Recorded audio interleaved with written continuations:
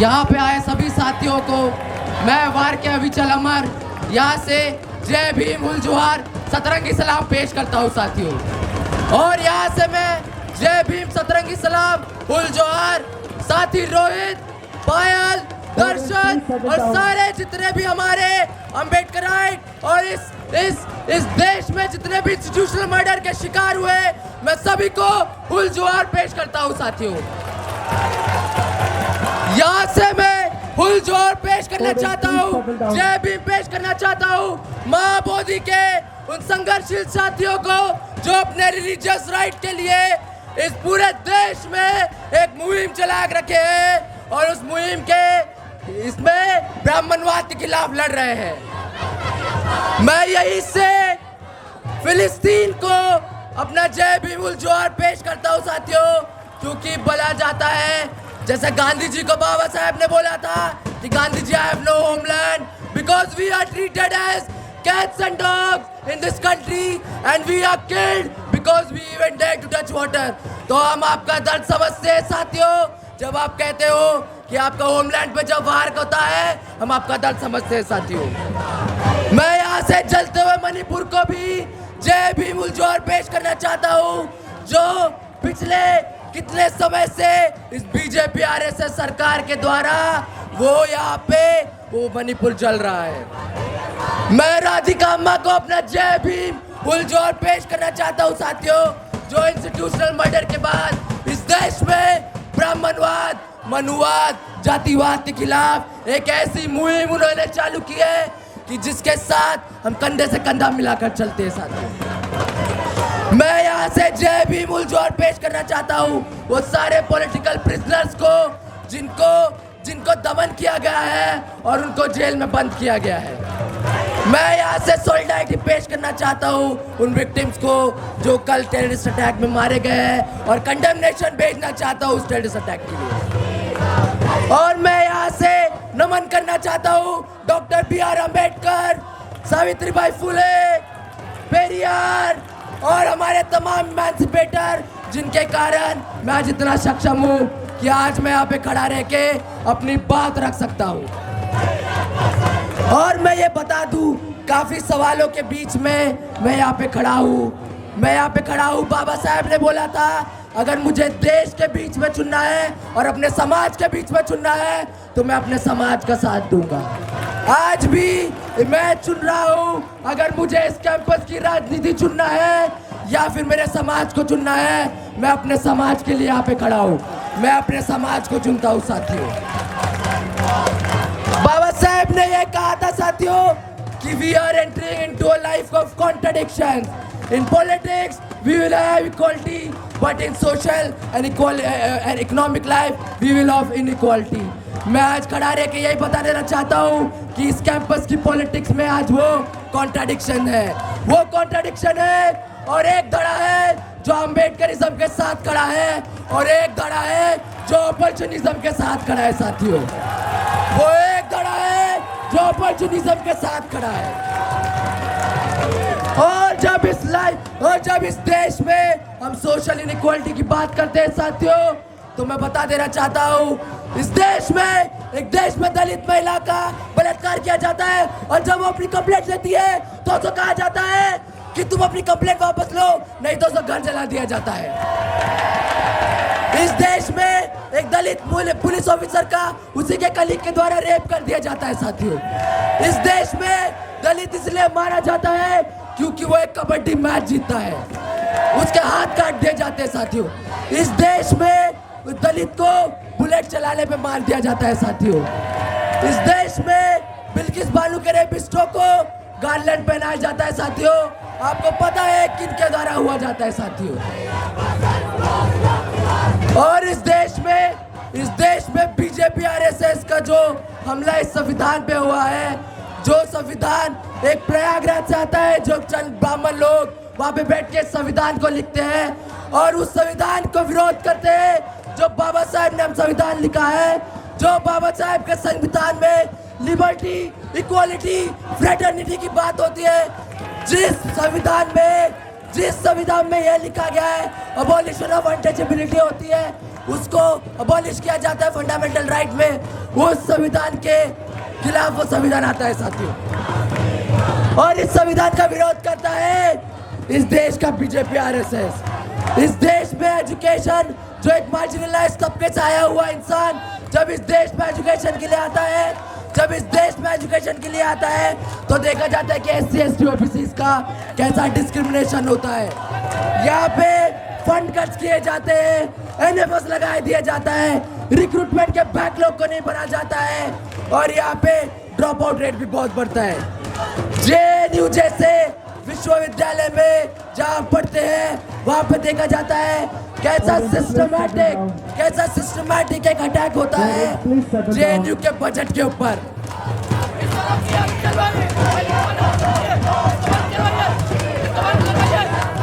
इस देश में प्राइवेटाइजेशन के खिलाफ प्राइवेटाइजेशन लागू किया जाता है और पब्लिक सेक्टर को खत्म कर दिया जाता है। उस पब्लिक सेक्टर में भी हमको रिप्रेजेंटेशन और रिजर्वेशन नहीं मिलता है।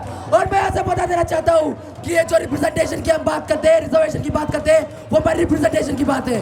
जो 5000 सालों से बताया गया है कि जो ब्राह्मण पढ़ाई करेगा, क्षत्रिय है वो शस्त्र उठाएगा, जो वैश्य है वो धंधा करेगा और जो इस देश का जो शूद्र है वो गंदे काम करेगा और इस देश के अति शूद्र को तो इस वर्ण व्यवस्था के बाहर किया जाता है। तो जब हम इस देश में रिप्रेजेंटेशन की लड़ाई लड़ते हैं, रिजर्वेशन की लड़ाई लड़ते हैं, वो रिप्रेजेंटेशन की लड़ाई है। और एक चीज बता देना चाहता हूँ साथियों कि ये रिप्रेजेंटेशन की लड़ाई हम प्राइवेट सेक्टर में भी लड़ते हैं साथियों। इस देश में देखा जाता है